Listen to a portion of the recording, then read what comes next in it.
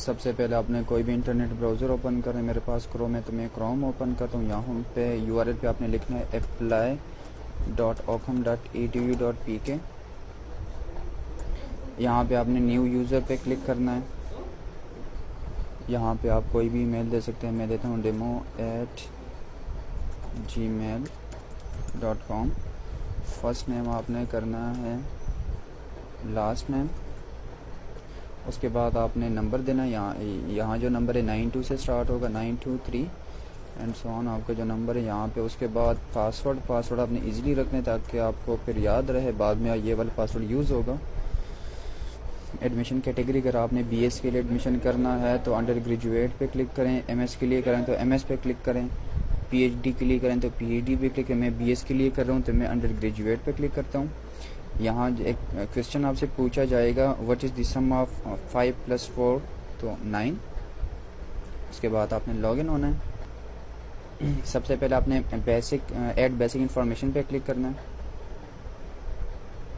Choose picture. उसके बाद gender male, nationality Pakistani, अगर आप पाकिस्तानी हैं तो पाकिस्तानी सेलेक्ट करें। अगर आप अफ़गानी हैं या फ़ॉरेन से हैं तो आप अदर पे क्लिक कर सकते हैं। यहाँ पे स्टूडेंट CNIC होगी। यहाँ पे फादर नेम, यहाँ पे फादर CNIC, यहाँ पे date of birth, domicile, religion Islam. अगर आप किसी और रिलीजन से हैं तो आप वो क्लिक कर सकते हैं। यहाँ पे आपने सेकेंडरी फ़ोन नंबर आपने दें जो 0 से स्टार्ट होगा। यहाँ पे आपका टेम्परेरी एड्रेस और परमानेंट एड्रेस सेव कर लें। करने के बाद आपके पास ऑप्शन आएगा ऐड एकेडमिक रिकॉर्ड। सबसे पहले आपके पास इक्विवेलेंट 10th ईयर एजुकेशन जो मैट्रिक है उसका रोल नंबर आपने देना है। Issue date, obtain marks, total marks. यहाँ पे आपने मैट्रिक की DMC अटैच करनी है। यहाँ पे आपने इंस्टीट्यूट का नाम लिखना है या बोर्ड का नाम लिखें तो मैं बोर्ड का नाम लिखता हूँ, BIS Mardan. Save and proceed. उसके बाद आपने फिर से ऐड एकेडमिक रिकॉर्ड पे क्लिक करना है। इस दफ़ा आपने FSC का रिकॉर्ड यहाँ पे एंटर करना है तो मैं रोल नंबर FSC का दे देता हूँ। इशू डेट, जो एक्चुअली इशू डेट होगा वो आपने यहाँ पे लिखना है। ऑब्टेन मार्क्स, टोटल मार्क्स और FSC की DMC यहाँ पे आपने अटैच करनी है। और इंस्टीट्यूट का नाम, तो यहाँ पे मैं इंस्टीट्यूट का नाम लिख देता हूँ, base college vacant. Save and proceed. अगर आप MS और PhD के लिए अप्लाई करें तो आपके पास यहाँ एक और ऑप्शन आएगा, ऐड एकेडमिक इंफॉर्मेशन। तो आपने फिर से उस पर क्लिक करें। अगर आपने ग्रेजुएशन की इंफॉर्मेशन ऐड करनी है या BSc या मास्टर की इंफॉर्मेशन अगर आपने ऐड करनी है तो आपके पास यहाँ पे ऑप्शन दोबारा आएगा। मैंने अंडर ग्रेजुएट के लिए अप्लाई किया है तो मेरे पास जस्ट FSC तक इंफॉर्मेशन आती है, उसके बाद में और इंफॉर्मेशन ऐड नहीं कर सकता।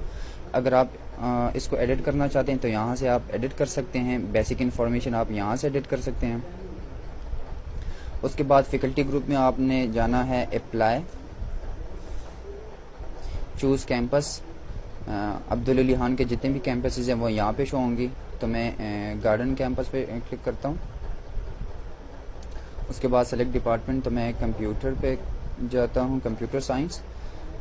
कंप्यूटर साइंस में जितने भी डिसिप्लिन है वो यहाँ पे शो होंगी। सेलेक्ट डिसिप्लिन में तो मैं करता हूँ BCS सॉफ्टवेयर ऑनर जो कि 4 ईयर डिग्री है। लास्ट डिग्री अगर आप अब्दुल अली खान से पढ़ चुके हैं तो ऑकम लिखें, अगर नहीं तो other. Drop out, no. Expelled, no. Currently studying institute, no.